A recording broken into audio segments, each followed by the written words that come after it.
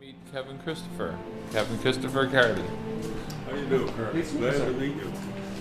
So you're interested in antique radios? Well, pretty much most old things, but I've got a soft spot for tube equipment. That's tube amplifier over there that's going. It's great to see a young guy with an interest in that kind of stuff, because old fellas like us are dying off, and not too many guys now fixing up and restoring old radios, and especially tube stuff anyway. Yeah, I just like this because it's got a more, well, when they were built, they were more carefully built. They weren't like put together by machines, they were actually hand built, so there's a lot of history and a lot of art in a way that goes into building one, and also in the operation of one. So. Yeah, and I don't know if you notice it, but I notice it. I think a lot of other people notice it too, that the tube equipment, the sound from it is much more mellow, more ear-pleasing. It's more rounded. Yeah, than the digital.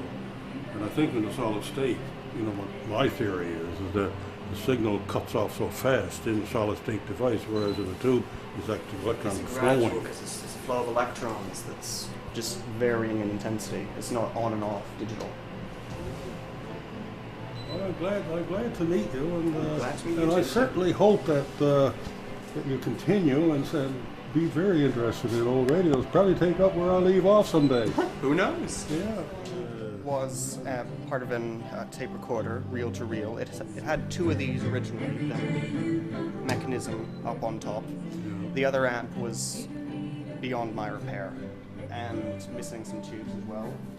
But this one, I think it's a 12 watt amplifier, so it's quite loud enough for what I wanted to do. And I found the quality of the sound is. You can hear the mellowness in the sound, right? Yeah, you can hear. There's no sharp edge on the sound. No, which is ironic. It's actually coming from digital.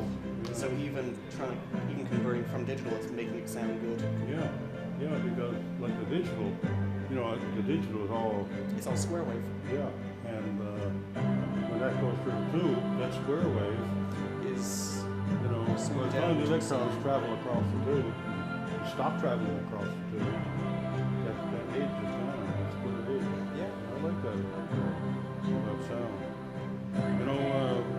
I don't usually hang on to too many audio tubes, but if you do find something like that, actually, if you do find something that needs tubes that you don't have, let me know, and I could probably probably got it. Okay. And if you run into these types of this type of equipment that has major problems with it, like burned up transformers or any of that stuff, I want transformers. Oh, really? Oh, okay. Well, I might be able to help you. Now, there's some transformers I won't mind. There's in old radios, there's audio interstage transformers. They got 12 to 14,000 turns of number 42 wire, which is really too fine for me to handle, by hand. Yeah. But most of it I can rewind it. Chokes and all that stuff. This is impressive. I'm quite impressed with this. This is doing something that you don't see every day. It's been a pet project for about 6-7 months. Yeah. I mean, initially it was just the cage here, and I hadn't gotten around to building the case for it, which is actually just the cut-down version of the old reel-to-reel case. Yeah. That there's actually part of the lid that used to go over it. Yeah. And then I've gone through about 5 different sets of speakers, trying to find ones that are nice enough, and I've found a center from a surround sound, which works very nice. Bolted all that, and that's the original handle from the unit.